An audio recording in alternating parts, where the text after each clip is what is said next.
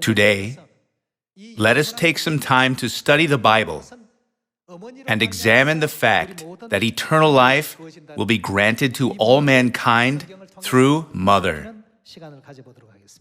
Let us all go to Galatians chapter 4.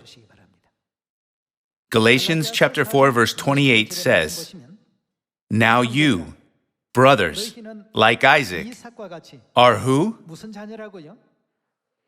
To the children of God, God granted the privilege of having a very important title, that is, the children of promise. Then let's see the promise that God has bestowed on them in 1 John chapter 2. Chapter 2, verse 25. And this is what he promised us, even eternal life. Simply speaking, the promise is eternal life.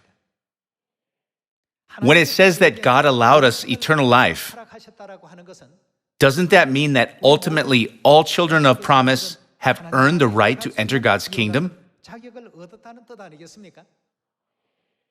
When we look at all the living creatures that physically have life, they have received their life from their mothers. From the birds of the air, fish in the sea, and animals on the ground, is there any single creature that has received its life apart from its mother? When you examine all this, what do you think is the will of God, who created all living creatures to be born through a mother? Therefore, if our physical life is given by a physical mother, through whom does God plan to grant us the promise of eternal life? When considering this matter, as physical life is given through a physical mother, can't we then conclude that spiritual life can only be given when a spiritual mother exists? Then, let us see if there is God the Mother in the Bible or not by turning to Genesis chapter 1. Genesis chapter 1 verse 26 says, "Then God said, 'Let us make man in our image, in our likeness.'"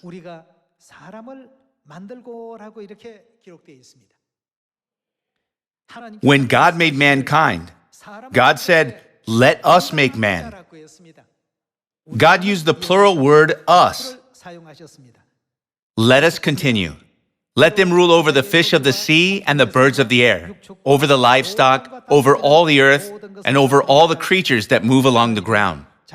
So God created man in his own image. In the image of God, he created him. And who did God create? Male and female, he created them. Then, if we call the male image of God, God the Father, how are we to call the female image of God? We should call her God the Mother. That is why God didn't say, "Let me," but "let us." Since there is God the Father and God the Mother as well, it is for this reason that God said, "Let us make man," instead of saying, "Let me make man by myself." Through the verses in Genesis chapter 1, can't we clearly realize without a shadow of doubt who exists to grant us God's promise of eternal life? We can confirm the fact that surely God the Mother must exist. Thus, without the existence of a mother, can either physical life or spiritual life even be possible? No. If physical life was given by a physical mother, it means that it is the will of God that spiritual life, that is to say, eternal life, will be given to mankind through a spiritual mother. By this, I would like to conclude today's sermon. Thank you very much.